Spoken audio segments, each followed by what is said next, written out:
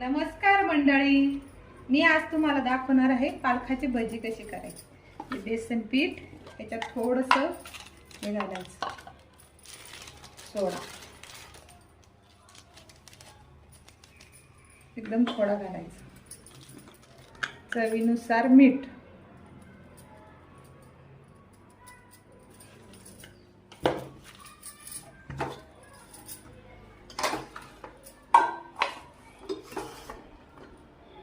तिखट पण चवीनुसार घालायचं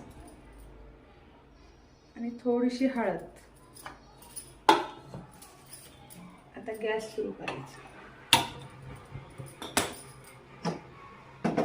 कढई तापत ठेवायची, त्याच्यात तेल घालायचं। ही कढई आहे ना तर लोखंडाची आहे, याच्यात तेल जास्त जळत नाही म्हणून ही लोखंडाची कढई ठेवायची। याला आता पाणी घालून असं मिक्स करून घ्यायचं। आता हे पानं आपण पालकाचे स्वच्छ धुवून घेतले, असे याच्यात डुबवायचे पूर्ण असं।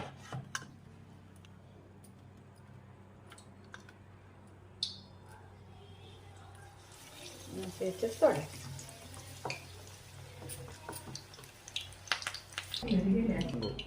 हे बघा, आपले पालकाचे कुरकुरीत भजे तयार आहे।